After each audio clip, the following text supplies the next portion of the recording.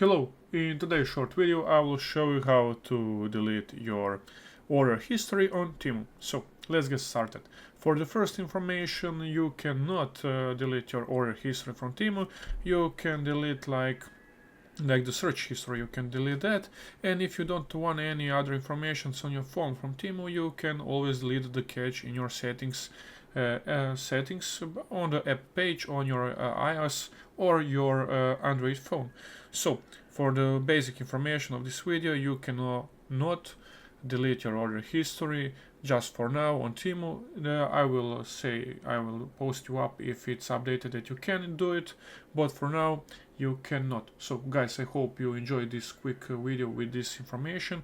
If you need any other informations or tutorials, visit our channel down below, leave a like and subscribe, and see you in the next one. Bye.